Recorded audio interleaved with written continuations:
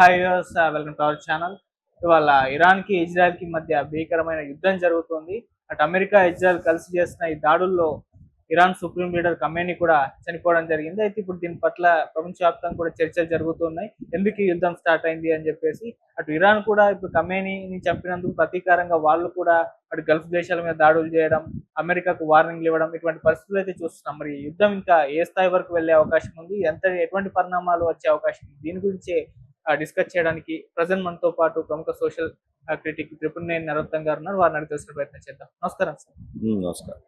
Last 5 week back దీని గురించి discuss చేస్తాం సార్. మనం అంటే చెప్పాను కదా చంపేస్తారని చెప్పారు. ఆల్రెడీ వాళ్ళ చంపేయడం జరిగింది. సో ఏంటి అసలు ఈ యుద్ధం గురించి మీరు ఏం చెప్తారు సార్?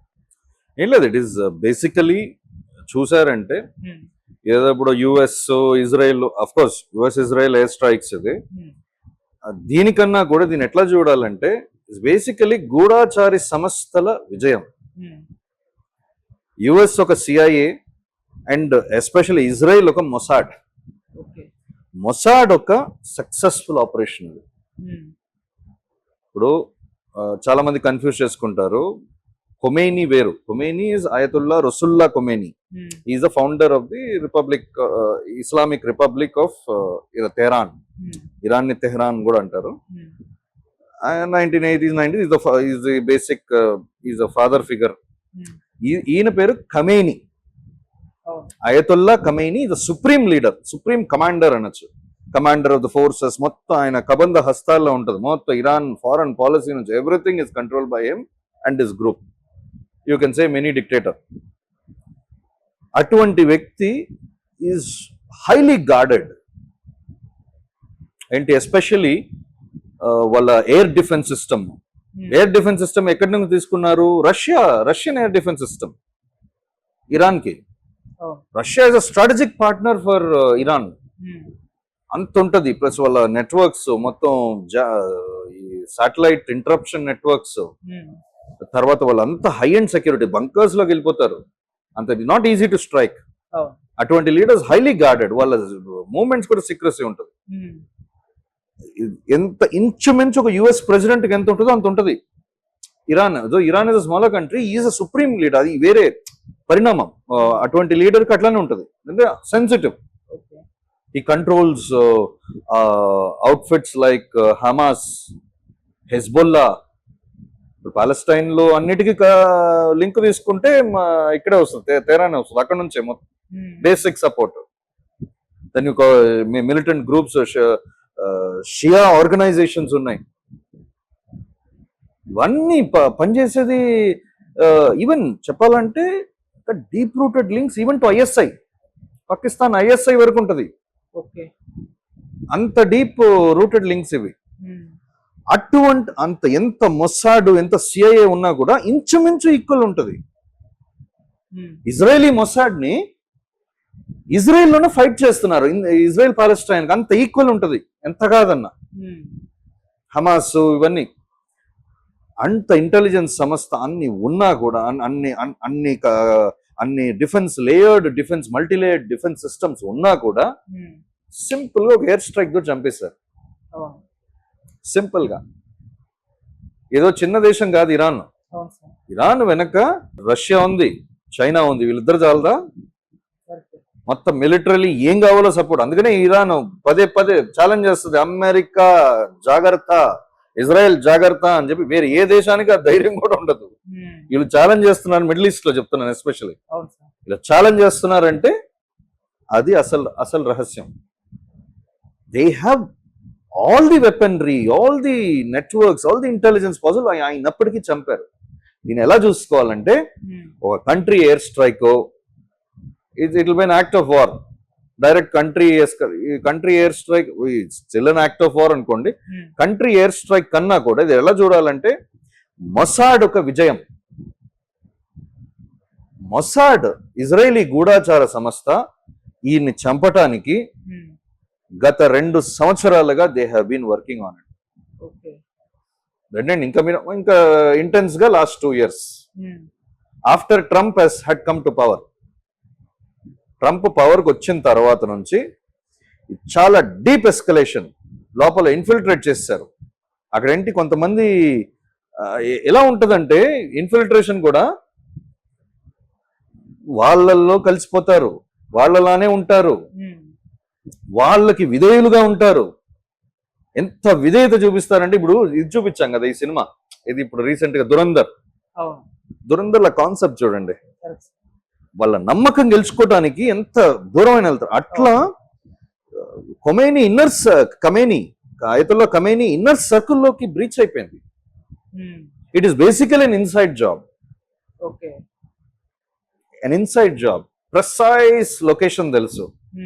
ఏదో 10, 100, 50 ఎయిర్ స్ట్రైక్లు చేసి దాంట్లో ఎక్కడో గుంపులో గోవింద చచ్చిపోయాడంటే అనుకోవచ్చు. It's a precision air strike, correct గా ఉన్న లొకేషన్ చూసి కొట్టారు.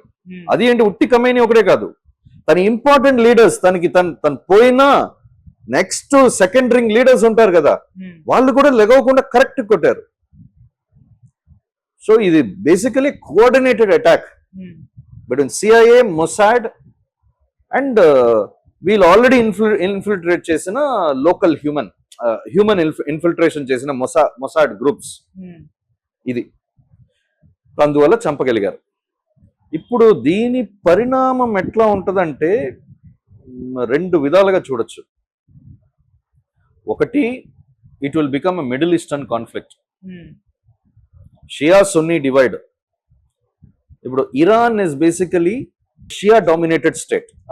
ఓకే, దాంట్లోనూ వేరియేషన్స్ ఉన్నాయి. కంట్రీలో చూసారనుకోండి, ఇరాన్ లోపలికి వెళ్ళి ఇరాన్ ఒక కంట్రీ ఒక పబ్లిక్ ఒపీనియన్ చూసుకున్నారనుకోండి, it is divided. Before the ascension of Khamenei this rule, Iran was different.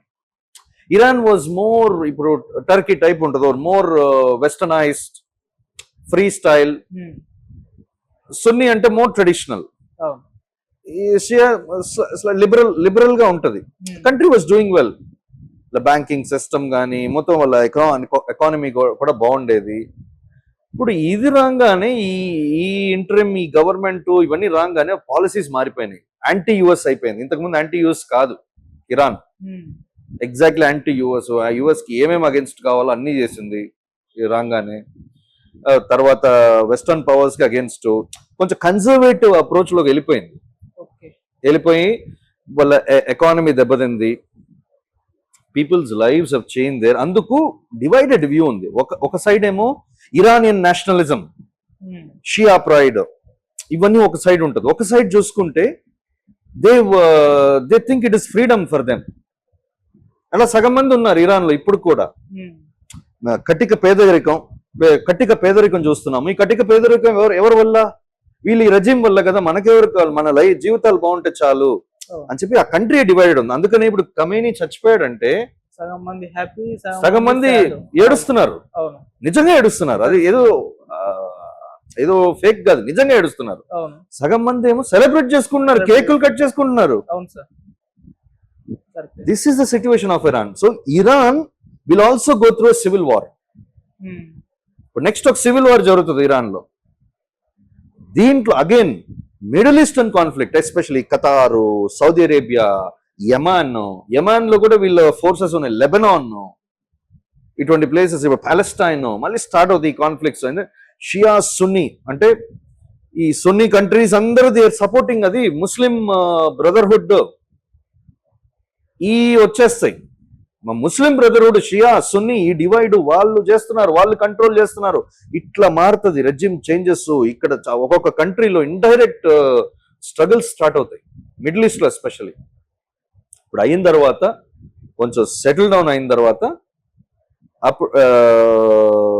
అప్పుడు లీడర్షిప్ చేంజెస్ వస్తాయి ఇరాన్ లో. లీడర్షిప్ చేంజ్ వచ్చినప్పుడు దెన్ అగైన్ డిప్లొమసీస్ మారుతాయి. Iran versus US diplomacy, Iran with Europe diplomacy, Iran with Asian countries diplomacies. అప్పుడు మన Indian stance కూడా మార్చుకోవాల్సి వస్తుంది కొంచెం. ఇది జరగబోయే పరిణామం. ఇప్పుడు ఇంకొక యాంగిల్ చూసుకోవాలి. ఇన్ కేస్ అవ్వకూడదు అనుకుంటున్నాను, ఒకవేళ గనక యుఎస్ సోల్జర్స్, యుఎస్ షిప్స్, లేదా యుఎస్ ఏదైనా, ఇప్పుడు వాళ్ళ కంట్రీలో ఉన్న యుఎస్ బిల్డింగ్స్ ఇవన్నీ పడగొట్టినా ఏం పట్టించుకోడు, రియల్ ఎస్కలేషన్ ఉండదు. వీళ్ళు బయట వెళ్ళి ఎక్కడైనా ది ఏదైనా కొట్టారో అంటే అక్కడికక్కడ అక్కడికక్కడ వార్ స్టార్ట్ అవుతుంది. ట్రంప్ ఊరుకునే రకమో కాదు. ఇప్పుడు ఎస్పెషల్లీ వాళ్ళకి వార్ కావాలి. అవును, ఇరాన్ ఆల్రెడీ అదే చెప్పింది, వార్నింగ్ ఇచ్చింది. ఇప్పటి వరకు మీరు చూడని ఆయుధాలతో మేము దాడి చేస్తాం మీ మీద అని అంటుంది. సో చేసే అవకాశం ఉంది. చూడని ఆయుధాలు, అదే చెప్తున్నా, చూడని ఆయుధాలతోటి దాడి చేస్తానని వచ్చాడంటే, అమెరికా డైరెక్ట్ వార్ దిగిందంటే it will again become a global conflict. Russia దిగుతుంది గ్యారంటీగా. And China has deep rooted ties with Iran. అందరిలా కాదు, మన భారతదేశంకు ఉన్న టైస్ కన్నా కూడా ఇరాన్ తోటి రష్యాకి ఎక్కువ ఉన్నాయి. Russia has lot of investments, lot of trade cooperations with them, strategically aligned. Khamenei చనిపోయినా ఇప్పుడు రష్యా నుంచి కావచ్చు, లేకుంటే చైనా నుంచి కావచ్చు, పెద్ద రెస్పాన్స్ అయితే అంటే ఇట్ టేక్స్ టైం. ఎందుకంటే వెంటనే రెస్పాండ్ అవ్వరు. ఇప్పుడు ఏంటి రిపోర్ట్ చేసింది ఎవరు? ఇరానియన్ స్టేట్ మీడియా అఫీషియల్ గా రిపోర్ట్ చేసింది, కానీ గ్లోబల్ మీడియా ఏది రిపోర్ట్ చేయాల. రాయిటర్స్ కానీ టాక్ అబౌట్ ఏ న్యూస్ ఛానల్, అల్ జజీరాలో కూడా రాలా ఇంకా. So they wait until final confirmation. ఒక 1 day 2 days వెయిట్ చేసి అప్పుడు వస్తుంది, అప్పుడు వీళ్ళు ఎంటర్ అవుతారు. రష్యా చైనా కూడా ఇనిషియల్ గా they will not enter militarily. వెనకాల నుంచి ఆర్మ్స్ సప్లై చేస్తారు, మొత్తం మిగతా బ్యాకింగ్ అంతా ఉంటుంది. ఎందుకంటే strategically Iran is important for them, American counter చేసుకోవడానికి, మిడిల్ ఈస్ట్ ని కంట్రోల్ చేసుకోవడానికి. కానీ డైరెక్ట్ ఎస్కలేషన్ లో రారు. ఎప్పుడు వస్తారంటే ఇఫ్ యుఎస్ ఎంటర్స్ డైరెక్ట్లీ, ఇంకా ఫుల్ ఫోర్స్ తోటి ఎంటర్ అయిపోయి, ఎందుకంటే ఇప్పుడున్న దీంట్లో చేస్తాడు. ఇప్పుడు చేస్తే గనక యుఎస్ బెనిఫిట్ అవుతుంది దీని నుంచి చాలా. వార్ వచ్చిందంటే యుఎస్ కన్నా సంతోషపడేవాడు ఈ భూప్రపంచంలో ఉండడు. ఎందుకంటే వాడు ప్రాబ్లమ్స్ అన్ని తీరిపోతాయి ఈ ఒక్క దెబ్బతోటి. అందుకు వస్తాడు. అప్పుడు ఈ ఎస్కలేట్ అయిందంటే మాత్రం expect next 2-3 years it's going to be a difficult period for global economy. Already recession చూసాము, it is going to be another recession. ఎందుకంటే ఆయిల్ ప్రైసెస్ స్కై రాకెట్ అయిపోతాయి. ఆల్రెడీ అది జలసంధి మూసేసా, హర్నాథ్ సంధి కూడా మూసేసినట్టున్నారు సార్. అక్కడ నుంచి ఆయిల్ రావడం అదే స్ట్రైట్ ఆఫ్ హార్ముస్ అంటారు. స్ట్రైట్ ఆఫ్ హార్ముస్ అది బేసికలీ గల్ఫ్ నుంచి ఇరానియన్ ఆయిల్ అంతా ఆ ట్రేడ్ రూట్ నుంచి వస్తుంది. అది మూసేసారు ఆల్రెడీ. ఇప్పుడు ఇంకా ఇప్పుడు ఈ మిడిల్ ఈస్టర్న్ వార్ మొదలైందంటే ఇంకా అది ఇంకా వేరే లెవెల్ వెళ్ళిపోతుంది. ఆయిల్ క్రైసిస్ అంటే మామూలు విషయం కాదు. ఆల్టర్నేటివ్ ఆయిల్ దొరకచ్చు, ఆల్టర్నేటివ్ ఎనర్జీస్ లేవు కదా. అంటే ఎఫిషియెంట్ ఎనర్జీస్ ఉన్నా కూడా కాస్ట్లీ ఉంటాయి.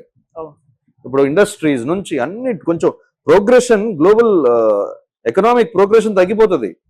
అంత ఇంపార్టెంట్ ఆయిల్ చుట్టూతోనే ఇన్ని వార్స్. ఇప్పుడు ఇది పెద్ద క్రైసిస్ లోకి పడిపోతాం. బాగా లాభపడేది దీనివల్ల అమెరికా. ట్రంప్ హీరో అయిపోతాడు అక్కడ. మళ్ళీ లోకల్ ఎలక్షన్స్ గెలిచేస్తాడు. నెక్స్ట్ ఎలక్షన్స్ కి మనోడు I made America great again అంటాడు. అంతే. That Trump is going to do that.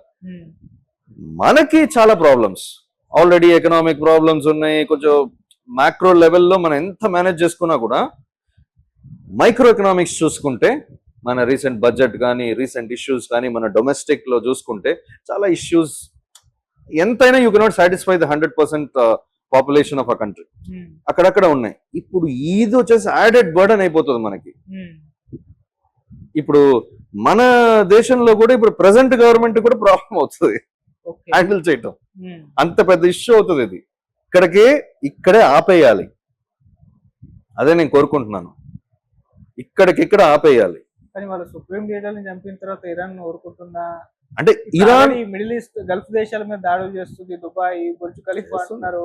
So ఇంకా వార్నింగ్లు ఇస్తున్నారు. మరి ఆపేసే పరిస్థితి ఎక్కడ ఉంది? అంటే బుర్జ్ ఖలీఫా ఎందుకు సున్నీ దేశాల మీద పడతారు. ఇప్పుడు సున్నీ డామినేట్ పాకిస్తాన్ వరకు కూడా వచ్చేస్తారు. చేసేది ఏంటంటే కంట్రీ కాదు, కంట్రీ పెంచి పోషించిన అవుట్ఫిట్స్ లైక్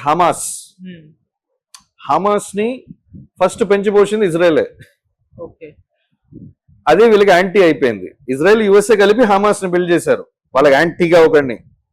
అది మళ్ళీ యాసిర్ అరాఫత్ రెజిమ్ లో అగైన్ మళ్ళీ హమాస్ వీళ్ళకి యాంటీ తయారైపోయింది, రియల్ గా యాంటీ తయారైపోయింది హమాస్. ఇప్పుడు హమాస్, హెజ్బుల్లా వీళ్ళందరూ దే స్ప్రెడ్ అవుట్, ఒక్కొక్క చోట ఊరినే కూర్చోరు, వాళ్ళకి ఇంక పని ఏముంది,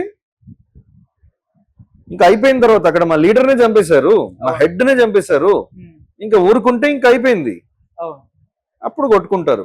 ఇప్పుడు డిప్లొమాటిక్ ఛానల్ అనేది ఎప్పుడు పనిచేస్తుంది ఈ మిడిల్ ఈస్టర్న్ కంట్రీస్ ఇప్పుడు ఆపరేట్ చేయాలి. అమెరికాది పనికిరాదు, ఇప్పుడు ఇజ్రాయెల్ది పనికిరాదు. ఇజ్రాయెల్ ఇస్ వెరీ క్లియర్, నేను చెప్తాను, నేను వస్తాను, నేను కొడతాను అంటాడు. వాడు చెప్పి వచ్చి కొడతాడు, అడ్ హీ విల్ టెల్ యూ ఏ టైంకి వచ్చి కొడతాను, ఎప్పుడు వచ్చి కొడతాను కొడతాడు. వాడు ఏ సైడ్ ఉంటే వాళ్ళు గెలిచేస్తారు. Is so advanced. అందుకనే ఇండియాకి ఎప్పుడు వాడే బలం. ఐఎస్ఐ ఇటువంటి సిఐఏని కూడా మనం ఎదుర్కొంటున్నామంటే ఒక మొసాడ్ సపోర్ట్ ఇండియాకి, మన రాకి, అంత పవర్ఫుల్ ఇజ్రాయలీ మొసాడ్. ఇప్పుడు వాడు ఖచ్చితంగా వెళ్తాడు, వదిలిపెట్టడు. యుఎస్ ఇదే పనిచేస్తుంది. సో డిప్లొమాటిక్ ఛానల్స్ పనిచేయవు అక్కడ. ఎక్కడ పనిచేస్తుంది అంటే ఈ middle Eastern conflict, middle eastern పొరుగు దేశాలు ఎవరైతే సున్నీ షియా అగేన్స్ట్ అని కూర్చున్నామో, లీడర్షిప్ ఎవరైనా తీసుకుని అక్కడ సౌదీ అరేబియా ఖచ్చితంగా రాదు. ఇప్పుడు ఖతార్ లాంటి దేశము, Qatar is like in between, కొంచెం ఇటు ఉంటది, కొంచెం వెస్టర్నైజ్డ్ గానే ఉంటది, ఇటు అటు, it's like an alternative. Qatar గాని యెమెన్ గాని ఈ దేశాలు ఏం చేయాలి, they should arbitrate with Iran, Iraq దేశాలందరూ కూర్చొని దగ్గర నార్త్ ఆఫ్రికన్ కంట్రీస్ అందరు కూర్చొని ఆర్బిట్రేట్ చేసి ఇప్పుడు మిడిల్ ఈస్టర్న్ కాన్ఫ్లిక్ట్ మనమేం అన్ని నాశనం చేసుకోవద్దు, జరిగిపోయింది, ఒక వ్యక్తి చనిపోయాడు, let us protect our sovereignty అని ఒక కొత్త అధ్యాయానికి, కొత్త ఒక మిడిల్ ఈస్టర్న్ యూనిటీకి దారి తీయాలి. That is a positive ending దీనికి. మిడిల్ ఈస్టర్న్ యూనిటీకి కూడా ఇది ఒక దారి. Middle east is divided, that is the problem. That is the ఇప్పుడు ప్రపంచంలో ఉండే అన్ని ప్రాబ్లమ్స్ కి గ్రాస్ రూట్ చూసారనుకోండి, 50% ప్రాబ్లమ్స్ ఇక్కడ నుంచే స్టార్ట్ అవుతాయి. మిడిల్ ఈస్ట్ డివిజనే. ఈ మిడిల్ ఈస్ట్ యూనిటీ వచ్చేసింది అనుకోండి, half the problems of the world has solved, half the security problems of the world has solved కదా. దీన్ని ఒక పాజిటివ్ గా తీసుకొని if they take it in that direction ప్రపంచానికి మంచిది. కానీ జరగనివ్వరు, అమెరికా జరగనివ్వదు. ఎందుకంటే అమెరికాకి ఈ వార్ చాలా చాలా చాలా అవసరం. ఎంత దూరం వెళ్తే అంత మంచిది. సరే, ఇక ఖమేనీ అయితే చనిపోయాడు కదా, ఆ తర్వాత ఆయన వారసుడు సుప్రీం లీడర్ ఎవరయ్యే అవకాశం ప్రస్తుతం కనిపిస్తున్నాయి? అదే చెప్తున్నాను, ఇప్పుడు సివిల్ వార్ వస్తుంది. సుప్రీం లీడర్ అంటే మళ్ళీ అక్కడ నుంచి వాళ్ళు ఖమేనీ కోటరీ నుంచి రావడానికి కూడా ముఖ్యమైన లీడర్స్ కూడా చనిపోయారు. అవును సార్, వస్తారు, గ్యారంటీగా వస్తారు. బట్ ఆ ఎఫెక్టివ్నెస్ ఖమేనీ అంటే basically is link to the nuclear program. Iran దేశానికన్నా తను ధనవంతుడు, ఇరాన్ దేశానికన్నా తను ధనవంతుడు తెలుసా. ఇరాన్ని పేదరికంలో ఉంచేసి తన ధనం అట్లా కాదు, పేదరికం ఉంచేసి అట్లా ఒక్కొక్కరు ఒకటి అంటారు అక్కడ. Is a rich man just in Iran and is a supreme leader. అతను చనిపోయిన తర్వాత ఎంతవరకు డీస్టెబిలైజ్ అయిపోతుంది వీళ్ళ ఫ్యాక్షన్, ఎందుకంటే వీళ్ళ యాంటీ ఫ్యాక్షన్స్ కూడా ఉన్నారు అక్కడ. వీళ్ళని ఇప్పుడు మిగతా కంట్రీస్ లో చేసినట్టు ఇప్పుడు ఏంటి సిరియాలో చేశారు. సిరియాలో అసాద్ ని చంపేశారు, అసాద్ రెజీమ్ ని తీసేసారు, చంపేశారు కదా. అసాద్ రెజీమ్ ని పడగొట్టేశారు మెయిన్. తర్వాత ఇది మా ఈజిప్ట్ లో కూడా డీరైల్ చేశారు. తర్వాత లిబియా, ఏ దేశాన్ని వదిలిపెట్టలేదు. ఇప్పుడు అక్కడంతా ఏం చేశారు, అయిపోయింది.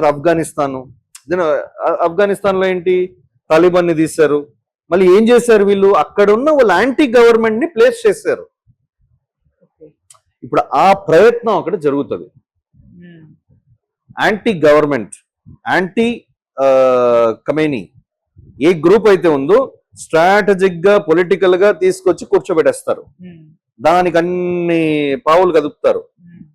దాన్ని ఎంత ప్రజలు అక్కడ వీళ్ళు కూడా how they are successful, how much they successful, ఎంత రెసిస్టెన్స్ ఉంటది, ఎంత అందుకే సివిల్ వార్ అనేది జరుగుతుంది. ఇప్పుడు నెక్స్ట్ 3-4 years చూసుకున్నారంటే Iran is going into civil war. Deep darkness is covering Iran. Civil war లోకి వెళ్ళిపోతుంది. మళ్ళీ ఇప్పుడు తాలిబాన్ పోయిందనుకున్న తాలిబాన్ అయిపోయిన తాలిబాన్ ఫినిష్ చేశారు, యుఎస్ వెళ్ళిపోగానే మళ్ళీ వచ్చేసారు కదా తాలిబాన్. దట్ ఈస్ హౌ ఇప్పుడు ఇరాన్ ఎట్లా వీళ్ళు ఎంత డీప్ రూటెడ్ ఉన్నారంటే అంత ఈజీ కాదు వీళ్ళని అప్రూవ్ చేయటం. ఇది ఇప్పుడు టెంపరీగా చేస్తారు. దెన్ అగైన్ ఈ ఎస్కలేషన్ ఉంటది, మళ్ళీ డీఎస్కలేషన్ ఉంటది. సో ఇప్పుడు ఖమేనీ అన్నవాడు ఒక ఇండివిజువల్. ఖమేనీ చుట్టూతో ఉన్న నెట్వర్క్ అన్నది ఇట్ ఇస్ గ్లోబల్. మోర్ అమెరికాని గడగడలాడించిన ఒక నెట్వర్క్ అది, అంత సామాన్యం కాదు. అల్ ఖైదా ఇటువంటి సంస్థలు చెప్తాం కదా, ఇవన్నీ part of that network. Just a basic part of that network. సింహ స్వప్నం వాడు అమెరికాకి.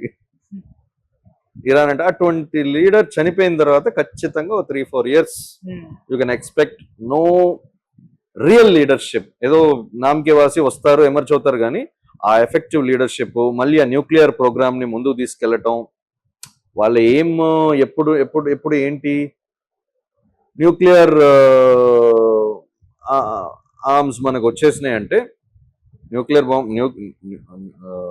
న్యూక్లియర్ ఎనర్జీ ఒకటే కాదు, న్యూక్లియర్ ఆర్మ్స్, మన న్యూక్లియర్ బాంబ్ మనకు వచ్చిందంటే, మన న్యూక్లియర్ ఎఫిషియెంట్ అయిపోయామంటే ఏ దేశము మన మీద అంత ఈజీగా స్ట్రైక్. ఇప్పుడు ఇజ్రాయెల్ కానీ అమెరికా కానీ వీళ్ళ దగ్గర న్యూక్లియర్ వెపన్స్ ఉంటే సాహసం చేసేదా కొట్టడానికి?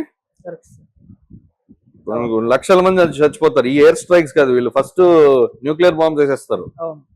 ఇంకా అది ప్రిమిటివ్ స్టేజ్ లో ఉంది. అండర్ గ్రౌండ్ లో కొన్ని వందల కిలోమీటర్ల కింద న్యూక్లియర్ ప్రోగ్రామ్ జరుగుతుంది. ఎట్లా చేస్తున్నారు?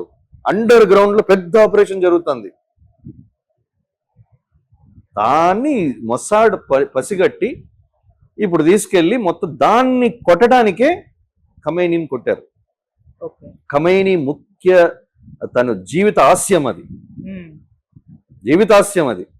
ఫస్ట్ ఈ న్యూక్లియర్ ప్రోగ్రామ్ లో గనక మనం సక్సెస్ఫుల్ అయిపోతే, ఇప్పుడు ఏంటి, ఏ దేశానికి నేను భయపడగలను? ఇప్పుడు నార్త్ కొరియా ఆడ పిచ్చోడు, పిచ్చ పనులని చేస్తుంటాడు. బట్ ఆడి దగ్గరికి వెళ్ళి మాట్లాడటానికైనా ఇంత మాట్లాడతాడు ట్రంప్. ఆయన దగ్గరికి వెళ్ళేది మాట్లాడటానికి ధైర్యం ఉందా? ఎవరికైనా దమ్ ఉందా? Because north Korea is armed with nuclear power. It's nuclear power basically. It's armed with nuclear weapons. ఇప్పుడు అట్లా ఇప్పుడు Iran if it gets armed with nuclear weapons, nothing like it. Middle east మొత్తం శాసిస్తాడు. తనకున్న strategic location, strategic base, not a joke. అది మొత్తం ఇప్పుడు ఆదిలోనే కొట్టేశాడు. ఎవరికి నష్టం? తనకి న్యూక్లియర్ పవర్ అయ్యాడంటే ఫస్ట్ నష్టం ఇజ్రాయెల్కి. ఇజ్రాయెల్ ఆధిపత్యం కాదు, ఇజ్రాయెల్ యొక్క ఎగ్జిస్టెన్స్ కే ముప్పది. అందుకనే వచ్చి కొట్టాడు. ఇప్పుడు దీన్ని క్యారీ ఫార్వర్డ్ చేయడానికి ఎఫెక్టివ్ లీడర్షిప్ వస్తుందా రాదా అన్నది క్వశ్చన్ మార్క్. సివిల్ వార్ తర్వాత తెలుస్తుంది. నెక్స్ట్ జరగబోయే సివిల్ వార్, ఇది కూడా గుర్తుపెట్టుకోండి. ఓకే సార్, ఫైనల్ గా ఇప్పుడు భారత్ ఇప్పటి వరకు ఈ యుద్ధానికి సంబంధించి ఎక్కడ స్పందించలేదు. భారత్ స్టాండ్ ఎలా ఉండే అవకాశం ఉంది సార్? అస్సలు స్పందించాం. దీని గురించి స్పందిస్తే మనకే నష్టం. టెక్నికలీ స్పీకింగ్ మనం ఏ సైడ్ తీసుకోలేం కదా. ఇజ్రాయెల్ సైడ్ తీసుకుంటామా, ఇరాన్ సైడ్ తీసుకుంటామా? అంటే మనకి ఎక్కువ మనకి బలం, బంధు, బలగం అన్ని ఇజ్రాయెలే. ట్రేడ్ వైజ్ చూసుకుంటే ఇరాన్ కూడా మనకి చాలా విధాల్లో చాలా సహాయపడింది పరస్పరంగా. Especially natural resources, oil and gas చూసుకుంటే we have good relations with both countries. ఇప్పుడు ఎట్లా మనం ఎవరిని సపోర్ట్ చేస్తాము? అగైన్ మొన్న చెప్పినట్టే నేను, ఉక్రెయిన్ రష్యా సిచ్యువేషన్ అంతే కదా. We cannot get into it directly when there is no strategic interest. మనకేదో నష్టమా? కాదు. Do you have any agreement pact that ఇక్కడ బుల్లెట్ ఫైర్ అవ్వగానే మనం వెళ్ళాలని లేదు కదా. మనది నాన్ అలైన్మెంట్ ఫస్ట్ నుంచి, ఇప్పుడు కూడా నాన్ అలైన్డే ఆ diplomacy. But we are non aligned, but effectively non aligned. అంతకుముందు జస్ట్ నాన్ అలైన్డ్, నాకు ప్రపంచానికి సంబంధం లేదు ఎవడ. But we are watching everything and we are diplomatically managing everything and we are non aligned. So మనకి ఏ నష్టం రాదు. నష్టం వల్ల వచ్చేది ఏంటంటే ఇప్పుడు ఉంది, ముందుంది ముసళ్ళ పండగ. ఆయిల్ ప్రైసెస్, ఈ ఇన్ఫ్లేషన్ బీభత్సంగా పెరుగుతుంది. ఇప్పుడు ఇప్పుడు చూడాలి ఇంకా నెక్స్ట్ 1 week లో హౌ ఎట్లా ఎంత దూరం పరిణామాలు ఎంత దూరం వెళ్తుందో దాన్ని బట్టి డిసైడ్ అయి ఉంటుంది. మన దేశంలో ఆర్థిక పరిస్థితి కూడా చాలా వరకు కొంచెం ఎఫెక్ట్ చూపిస్తుంది, ఖచ్చితంగా చూపిస్తుంది. చూపించినప్పుడు మనం దాన్ని ఎట్లా ఎదుర్కొంటాము, ఆల్టర్నేటివ్స్ పట్టుకోవచ్చు. కానీ ఇంత స్ట్రాంగ్ క్రైసిస్, మిడిల్ ఈస్టే మొత్తం స్ట్రాంగ్ క్రైసిస్ లోకి వెళ్ళిపోయిందంటే our major source of oil is being cut off. ఎంత ఆల్టర్నేటివ్ వెళ్ళినా కూడా మనం వీ కెనాట్ దాన్ని భర్తీ చేయలేం. We need time. ఈ టైంలో ఏంటి మధ్యలో జనాలు ఇవన్నీ అర్థం చేసుకోరు కదా. చూడండి, పెంచేశారు, ఈ గవర్నమెంట్ పెంచేసింది, అది పెంచేసింది, వీళ్ళు స్టేట్ గవర్నమెంట్లు సెంట్రల్ గవర్నమెంట్లు వీళ్ళు దెబ్బలాడుకుంటారు. మీరు విఐటీ విఐటీ మీరు వేస్తున్నారు, మేము వేస్తున్నాము, ఇవన్నీ జరుగుతాయి. అంటే ఎఫెక్టివ్ గవర్నెన్స్ లేదు, అందుకని ఆయిల్ ఇట్లా పెరిగిపోయింది. ఆయిల్ పెరిగితే ఉట్టే ఆయిల్ ఒకటే కాదు, ఆయిల్ ఆయిల్ ఆయిల్ మూలంగా వెజిటబుల్స్ పెరుగుతాయి, గ్రాసరీస్ పెరుగుతాయి, అన్ని అత్యవసర వస్తువులన్నీ పెరుగుతాయి ఆయిల్ రేట్ పెరగటం వల్ల. అన్ని పెరిగేసరికి ఏంటి, అగైన్ మైక్రో లెవెల్లో జనాలు చూడండి ఈ గవర్నమెంట్ వల్ల పెరిగిందని. దీని ఎట్లా, how do they control it, how do they control inflation, ఇవన్నీ చూసుకోవాలి. ఇప్పుడు it's a major challenge for the Indian government to deal with it domestically. అక్కడ గ్లోబలీ కాన్ఫ్లిక్ట్ జరుగుతుంది, మనకి పోరు, ఇండియాకి వారు తెహరాన్ లోను, ఇజ్రాయిల్ లోను, మిడిల్ ఈస్ట్ లోను కాదు, మనకి వార్ డొమెస్టికలీ. మైక్రో లెవెల్ జనాలకి అత్యవసర వస్తువులు అదే ధరకి అదే మెయింటైన్ చేసుకుంటూ ఇవ్వటమే మనం ఫేస్ చేసే war. Right sir, thank you so much sir.